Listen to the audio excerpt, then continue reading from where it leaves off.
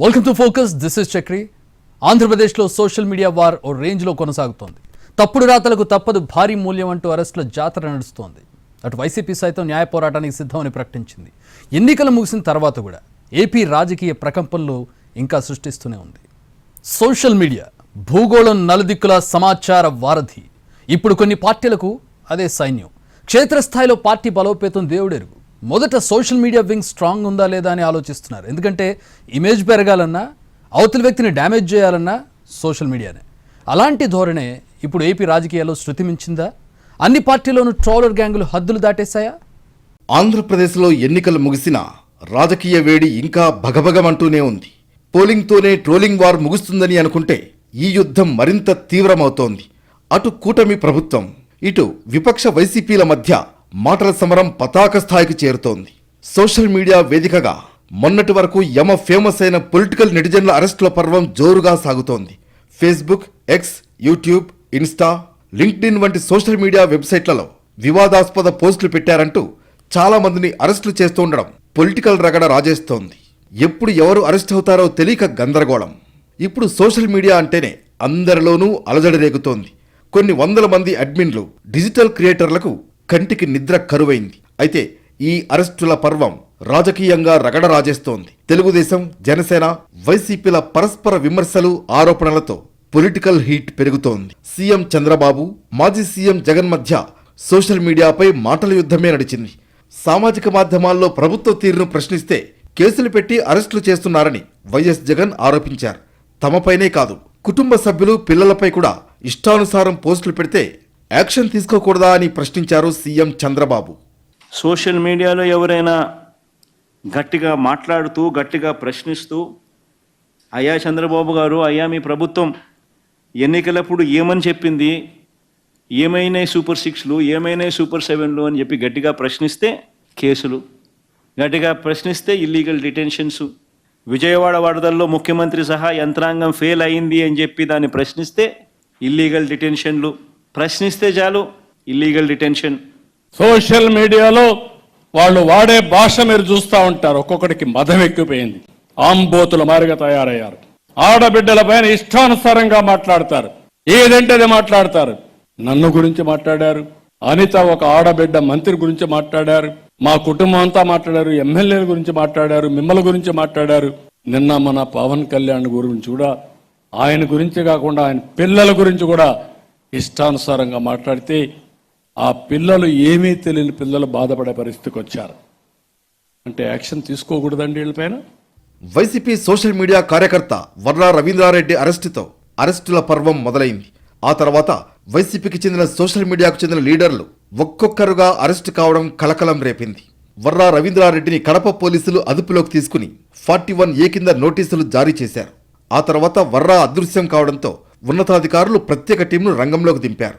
4 రోజుల గాలింపు తర్వాత మహబూబ్ నగర్ సరిహద్దులో రవీంద్రారెడ్డిని అరెస్ట్ చేశారు. వర్రా రవీంద్రారెడ్డి అనేవాడు ఈ రాష్ట్ర ముఖ్య నేతల యొక్క కుటుంబ సభ్యులు, మహిళా కుటుంబ సభ్యులనే వాళ్ళని గురిపెట్టుకుని మరి ఇతని యొక్క కార్యకలాపాలు సాగిస్తాడు. గౌరవ ముఖ్యమంత్రి గారి మహిళా కుటుంబ సభ్యులు, ఉప ముఖ్యమంత్రి గారి మహిళా కుటుంబ సభ్యుల మీద, తర్వాత ఇప్పుడు ప్రజెంట్ ఈ పార్టీలో ఉన్న ప్రభుత్వంలో ఉన్న మహిళా నేతలనే ఇతని యొక్క లక్ష్యంగా ఎంచుకుని ఇతను సోషల్ మీడియాలో ఈ వికృత విలాపన లేకపోతే ప్రళయ తాండవం చేస్తా అనేది దానిలో ఇతను సిద్ధహస్తుడు అనమాట. YCP social media activist Varra రవీంద్రారెడ్డిని పట్టుకుని వెంటనే వదిలివేయడంపై సీఎం చంద్రబాబు, డీజీపీ సీరియస్గా ఉన్నారు. ఈ విషయంలో నిర్లక్ష్యంగా వ్యవహరించారని జిల్లా పోలీస్ బాస్పై బదిలీ వేటు వేశారు. అంతేకాకుండా మరికొంతమంది పోలీసులపైన సస్పెన్షన్ వేటుకు డీజీపీ ఆదేశాలిచ్చారు. పట్టుకుని వదిలివేయడం వెనక ఉన్న మతలబు ఏంటని కూటమి ప్రభుత్వం ఆరా తీస్తోంది. Kadapa MP YS Avinash Reddy PA Raghavareddy ఇంటికి పోలీసులు వచ్చారు. విచారణ కోసం వచ్చామని అన్నారు. అయితే ఆయన ఆ టైంకి ఇంట్లో లేరు. YCP social media activist Borugadda Anil కుమార్ను పోలీసులు అరెస్ట్ చేశారు. రాజమండ్రి సెంట్రల్ జైలు నుంచి పీటీ వారెంట్పై పట్టుకొచ్చారు. అనిల్ సోషల్ మీడియాలో అసభ్యకరంగా పోస్టులు పెట్టారని గతంలో కర్నూలు 3 టౌన్ పోలీస్ స్టేషన్లో కేసు నమోదైంది. డిప్యూటీ సీఎం పవన్ కళ్యాణ్పై అసభ్యకర కామెంట్లు చేస్తున్న వైసీపీ కార్యకర్త సుధారాణిని అరెస్ట్ చేశారు పోలీసులు. పవన్ ఫోటోలు మార్ఫింగ్ చేసి అసభ్యకర వ్యాఖ్యలు చేస్తున్నారంటూ పోలీసులకు ఫిర్యాదు చేశారు. దీంతో సుధారాణిని అరెస్ట్ చేశారు. ప్రకాశం జిల్లా ఎర్రగొండపాలెం వైసీపీ ఎమ్మెల్యే తాటిపర్తి చంద్రశేఖర్పై కేసు నమోదైంది. మంత్రి నారా లోకేష్పై ఎక్స్లో ఎమ్మెల్యే చంద్రశేఖర్ సర్కార్ వారి పేకాట అంటూ పెట్టిన పోస్టింగులపై ఫిర్యాదు చేశారు స్థానిక టీడీపీ నేత కిషోర్. ఆ ట్వీట్కు గతంలోనే నోటీసులు జారీ అయ్యాయి. తాజాగా కేసు నమోదు చేసి 41 సిఆర్పిసి కింద మరోసారి నోటీసులు ఇచ్చారు. ఇలా వరుస కేసులు, అరెస్టులతో అలజడి రేగుతోంది. ప్రభుత్వాన్ని విమర్శించినందుకే అంత ఉలిక్కిపడిందని, అరెస్ట్ అయిన వారి కుటుంబ సభ్యులకు అండగా ఉంటుందని ఆ పార్టీ నేతలు ప్రకటించారు. పవన్ కళ్యాణ్ ఆగ్రహం వ్యక్తం చేయడంతో పోలీసులు స్పందించే తీరు కూడా మారింది. మరోవైపు YCP social media AP convener Sajjala భార్గవరెడ్డిపై SC/ST అట్రాసిటీ కేసు నమోదైంది. కడప జిల్లా సింహాద్రిపురం మండలానికి చెందిన హరి అనే వ్యక్తి ఇచ్చిన ఫిర్యాదు మేరకు 3 వ్యక్తులపై పులివెందుల స్టేషన్లో కేసు నమోదైంది. సజ్జల భార్గవరెడ్డితో పాటు వర్రా రవీంద్రారెడ్డి, అర్జున్ రెడ్డిలపైన నాన్ బెయిలబుల్ కేసు నమోదు చేశారు పోలీసులు. హరిని కులం పేరుతో దూషించడంతో 3 పైన కేసు నమోదు చేశామన్నారు పులివెందుల పోలీసులు. ఆంధ్రప్రదేశ్ రాజకీయమంతా ఇప్పుడు సోషల్ మీడియా పోస్టుల చుట్టూ తిరుగుతోంది. తప్పుడు పోస్ట్ చేసిన వారిని పట్టుకుని లోపలేస్తోంది సర్కార్. వరుస పోస్టులు, వరుస అరెస్టులతో ఏపీ రాజకీయం కాకమీదుంది. సోషల్ మీడియా అరెస్టులను వైసీపీ తప్పుపడుతోంది. ప్రశ్నించే వారి గొంతు నొక్కడమేంటని వైసీపీ అంటోంది. సోషల్ మీడియా యాక్టివిస్టులపై కేసులు, అరెస్టులను వైసీపీ సీరియస్గా తీసుకుంది. రాష్ట్ర వ్యాప్త ఆందోళనలు చేస్తామంటోంది. నిజానిజాలు నిగ్గుదేల్చేలా న్యాయ పోరాటానికి రెడీ అంటోంది. సోషల్ మీడియాలో రోజురోజుకి పైత్యం హద్దులు దాటుతోంది. ట్రోలింగులు, తిట్లు, శాపనార్థాలకు కేర్ ఆఫ్ అడ్రస్గా మారుతోంది. రాజకీయ పార్టీలు, నేతలు సోషల్ మీడియాను పెంచి పోషిస్తున్నారు. వారే బాధితులు కూడా అవుతున్నారు. ఈరోజు ప్రతి పార్టీ, ప్రతి నేత సోషల్ మీడియా బాధితులే.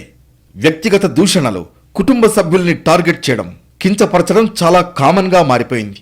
అధికార పక్షాలు ప్రతిపక్షాలని, ప్రతిపక్షాలు అధికార పక్షాలని టార్గెట్ చేయడం పరిపాటిగా మారింది. ఇందులో అన్ని పార్టీల నేతలు బాధితులైనట్లే బాధ్యులు కూడా.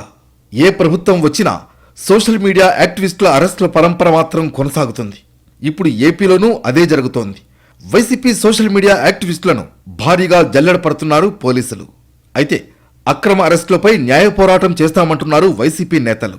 వైసీపీ సోషల్ మీడియా కార్యకర్తలను పోలీసులు అక్రమ కేసులు, అక్రమ నిర్బంధాలతో వేధిస్తున్నారంటూ జాతీయ మానవ హక్కుల కమిషన్కు ఫిర్యాదు చేసింది వైసీపీ.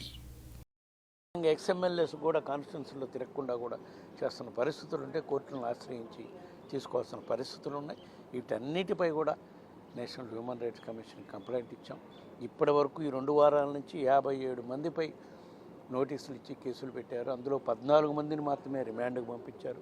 మిగతా 12 మంది ఆచూకీ తెలియదు వాళ్ళు ఎక్కడికి తీసుకెళ్లారు. ఎందుకంటే వాళ్ళు అరెస్ట్ చూపించకుండానే 3-4 రోజులు వివిధ పోలీస్ స్టేషన్లు తిప్పి వాళ్ళని హింసకు గురి చేసి, వాళ్ళని బాధలు పెట్టి హింసకు గురి చేసి, వాళ్ళకి నచ్చే విధంగా స్టేట్మెంట్లు తీసుకున్నాకనే అరెస్ట్ చేసే కార్యక్రమం చేస్తున్నారు. కాబట్టి ఈ పద్ధతిని తక్షణమే ఆపాలంటే మీరు తక్షణమే. తమ పార్టీకి చెందిన సోషల్ మీడియా యాక్టివిస్టుల అరెస్టులపై న్యాయ పోరాటానికి సై అంది వైసీపీ. జనంలోకి ఈ విషయాలను బలంగా తీసుకువెళ్లాలని ఆలోచిస్తోంది. రాష్ట్ర వ్యాప్తంగా ఆందోళనలు చేయాలని భావిస్తోంది. వైసీపీ సోషల్ మీడియా యాక్టివిస్టులు ఎవరైతే అరెస్ట్ అయ్యారో వారి కుటుంబ సభ్యులను పరామర్శించాల్సిందిగా వైసీపీ అధినేత వైఎస్ జగన్ నేరుగా జిల్లాల నేతలకు సూచించారు. దాని ఫలితంగానే జైలుకు వెళ్లి పరామర్శించడంతో పాటు జైళ్ల దగ్గర ఆందోళన చేపడుతున్నారు వైసీపీ కీలక నేతలు. చంద్రబాబు తప్పులను నిలదీస్తున్న యువతను చట్టవిరుద్ధంగా, అన్యాయంగా అరెస్టులు చేస్తున్నారంటూ వైఎస్ జగన్ వ్యాఖ్యానించారు. పోలీసులను వాడుకుంటూ వైసీపీ కార్యకర్తలను హింసిస్తున్నారని ఆరోపించారు. ఫేక్ పోస్టులు పెట్టిన టీడీపీ అఫీషియల్ అకౌంట్పై చర్యలు తీసుకున్నారా అని ప్రశ్నించారు జగన్. వైసీపీకి అండగా నిలిచిన వారికి ఖచ్చితంగా న్యాయం జరిగి తీరాల్సిందేనంటున్నారు ఆ పార్టీ అధినేత వైఎస్ జగన్. ఇంటూరి రవికిరణ్ అరెస్టు విషయంలో అతడి సతీమణికి భరోసా ఇచ్చారు. యాక్టివిస్టులను కాపాడుకునేందుకు పార్టీ అన్ని విధాలా ప్రయత్నిస్తోందన్న సంకేతం పంపారు వైఎస్ జగన్. వైసీపీకి చెందిన సోషల్ మీడియా కార్యకర్తలను అరెస్టు చేస్తున్నారని, అయినా భయపడేది లేదని వైసీపీ నేతలు కౌంటర్లిస్తున్నారు. రాజ్యాంగం కల్పించిన భావ ప్రకటన స్వేచ్ఛకు ఏపీలో విలువే లేకుండా పోయిందని ఆరోపిస్తున్నారు. వైఎస్ జగన్ కుటుంబాన్ని, తన కుటుంబాన్ని ఎన్నో విధాలుగా టీడీపీ నేతలు ట్రోల్ చేశారని వివరించారు అంబటి రాంబాబు. ఏ విధంగా తిట్టారో నా ఫ్యామిలీ ఫోటో మొత్తం వేశారు. సిగ్గు విడి చెప్పుకుంటున్నాను నేను, ఎందుకంటే తప్పదిక. బాధ కలిగించేటటువంటి అంశం అయినా కూడా ముగ్గురికి తండ్రి తల్లి పోలికలు కాకుండా 3 వేరు పోలికలు ఉన్నాయి. వీళ్ళకు కూడా గంట అరగంట బాపతేనా? ఈ ముగ్గురు కూడా గంటల లెక్కన బతుకుతున్నారా అని నా పిల్లల గురించి, నాకు ముగ్గురున్న ఆడపిల్లలు పెళ్ళైన వారి గురించి తెలుగుదేశం వాళ్ళు పోస్టింగ్ పెట్టారు. పవన్ కళ్యాణ్ గారు ఎవరికి చెప్పుకోలే, సిగ్గుపడ్డాం, చూసాం, వదిలేశాం. వైసీపీ నేతలతో పాటు పార్టీ అధ్యక్షులు జగన్పై పోస్టులు పెడుతున్నా పోలీసులు ఎందుకు పట్టించుకోవడం లేదని కాకాని ప్రశ్నించారు. భారత మాజీ రాష్ట్రపతి అబ్దుల్ కలాం ఫోటోలు మార్ఫింగ్ చేసి పోస్టులు పెడుతున్నా పోలీసులు ఎందుకు పట్టించుకోవడం లేదన్నారు. ఇప్పటికైనా పోలీసులతో పాటు వివిధ శాఖల అధికారులు ధోరణి మార్చుకోవాలని చెప్పారు.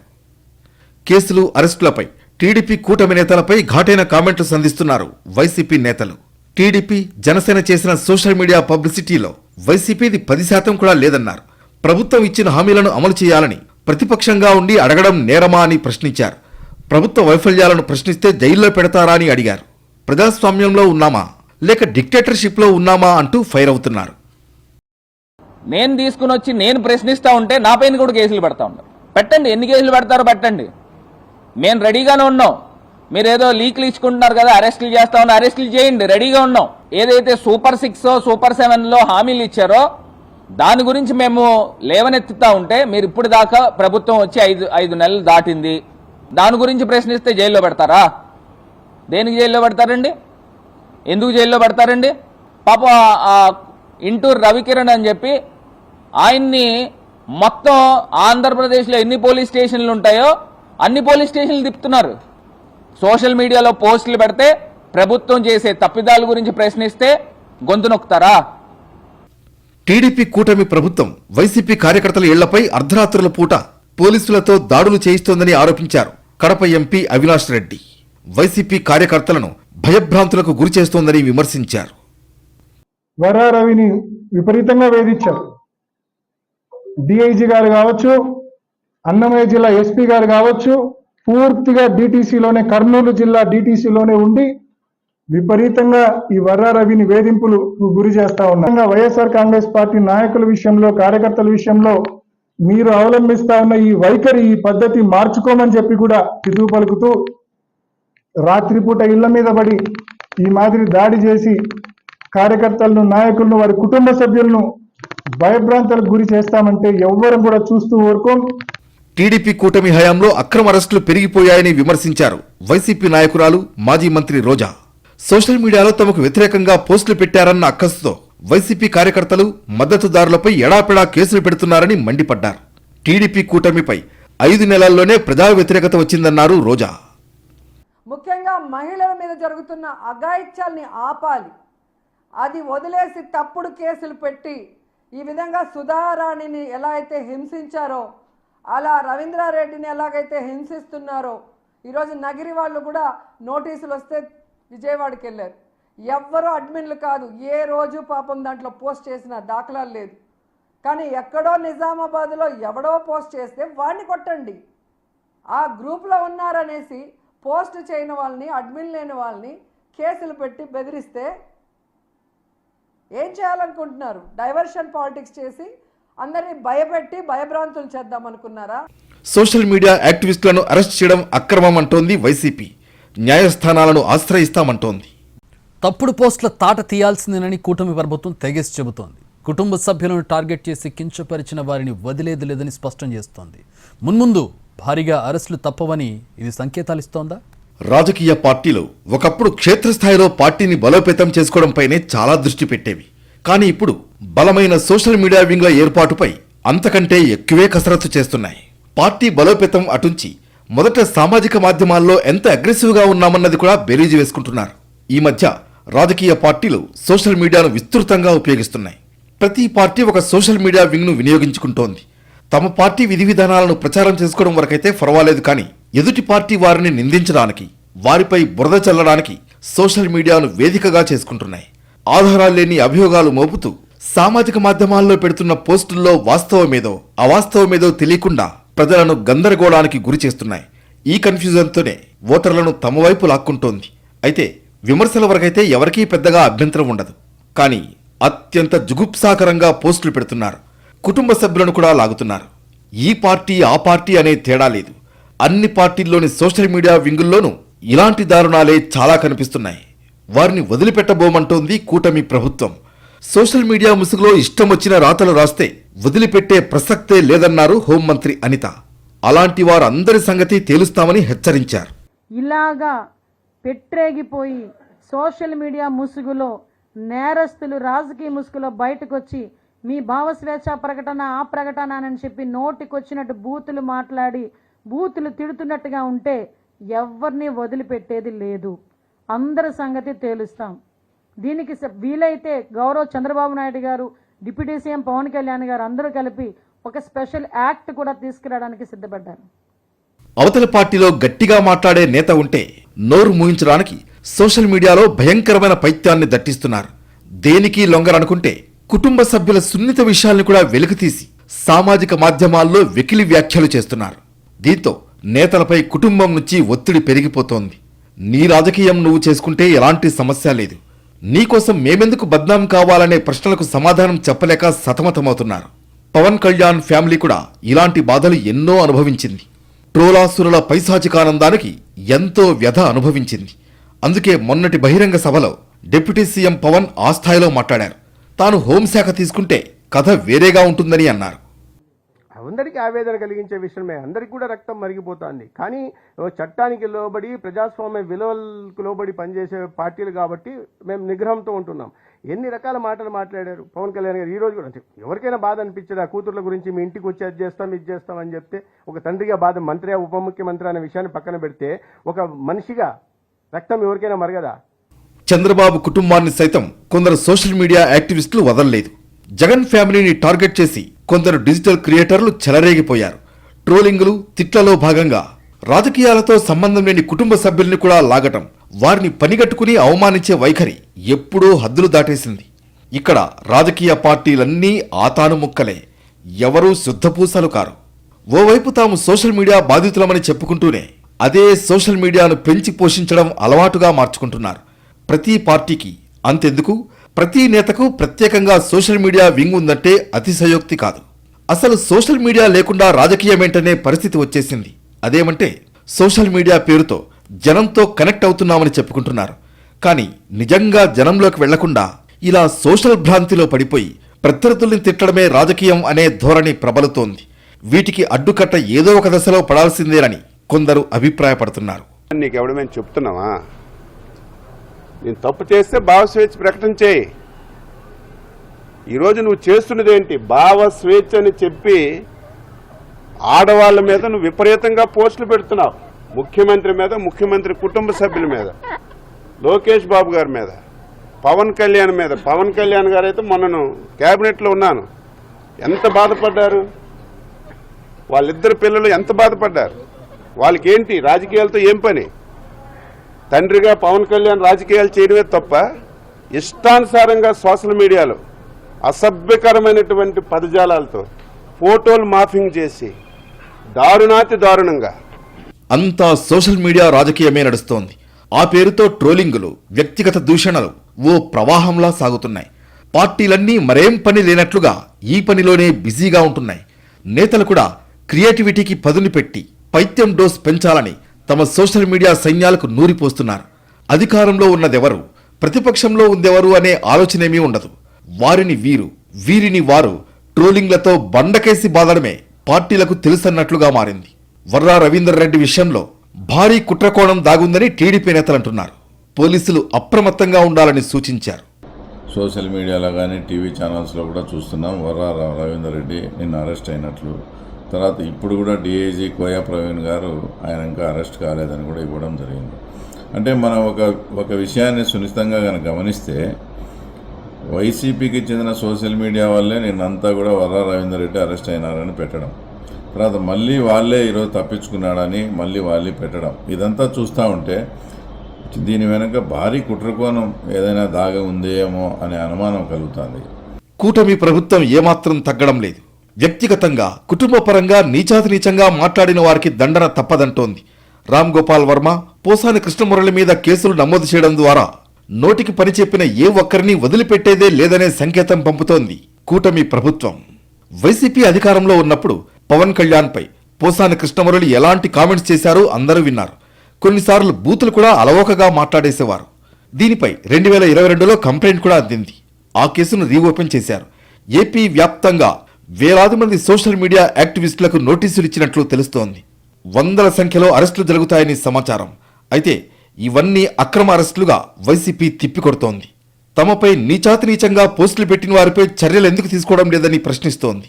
అరెస్ట్ అయిన వైసీపీ కార్యకర్తల తరఫున న్యాయ పోరాటం చేస్తామంటోంది వైసీపీ అధినాయకత్వం. మొన్నటి వరకు ఎన్నికల్లోనే కనబడిన పోటాపోటీ వాడీ వేడి రాజకీయం ఎన్నికలు ముగిసిన కొన్ని నెలలకే మొదలైంది. చివరికిది ఎలాంటి మలుపు తిరుగుతుందో చూడాలి.